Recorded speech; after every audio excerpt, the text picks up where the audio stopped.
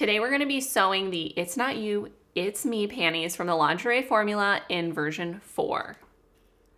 I'll be using a sustainably sourced lace for the majority of this project and have made some alterations that we'll discuss as we sew.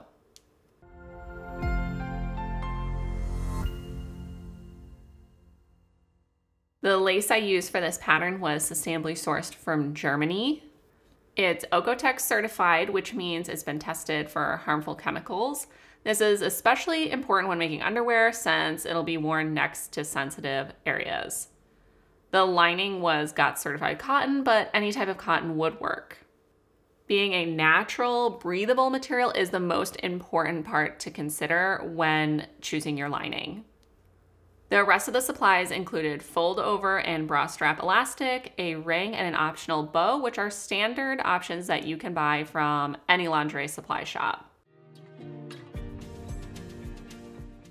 Since the underwear is lace, I actually think cutting out the lace pieces is the most important part of this project. I'm going to try and cut the lace pieces out symmetrically and continuously. I really liked how the symmetric pattern match looked on the back seam, but wanted the seam to be invisible on the side seams.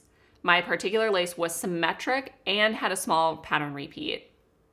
Depending on your lace, it might not be possible to match symmetrically, and depending on your repeat, matching continuously might waste a lot of fabric.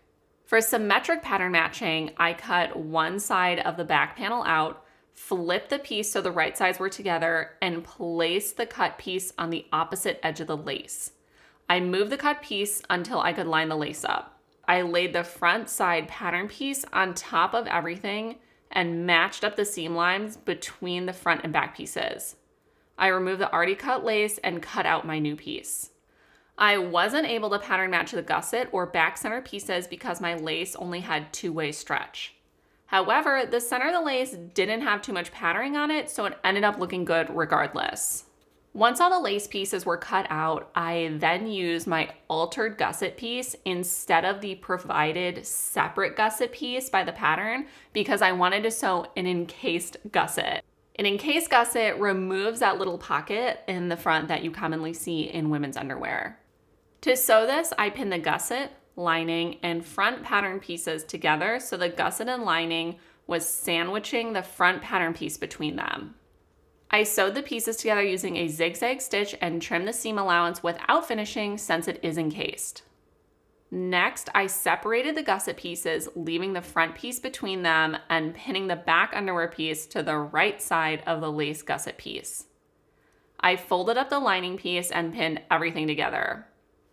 I sewed the seam allowance using a zigzag stitch and flipped the pieces so everything was right side out. The lace cutting and sewing the gusset were the two hardest parts of the pattern, and so now everything else is easy.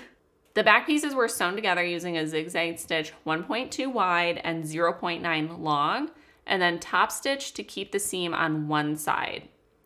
The top back was sewn to the bottom back with the same zigzag stitch, but then serged because the seam wouldn't be seen through the lace on this section. Then the top of the front piece needed to be sewn with a zigzag stitch to secure the exposed edge.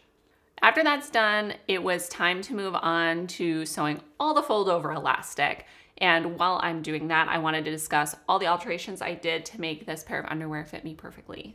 I'd love to use a pattern as is, but that has never worked for me, no matter the company or the garment. For this underwear, the gusset needed to be made longer and wider, and this is especially important for lace underwear for a few reasons.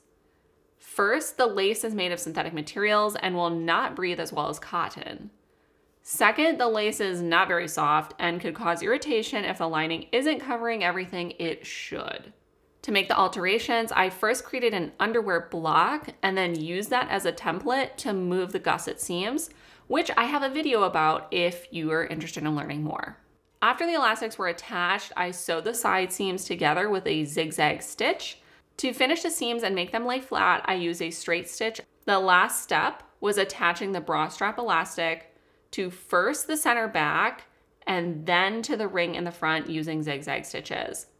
I made sure to measure the elastic so it wouldn't be too tight and create a visible line while wearing the underwear. And that's it. This gorgeous pair of underwear is perfect for every day or a special occasion. The pattern actually has many combinations, so you can mix and match front and back styles to make your own unique pair of underwear.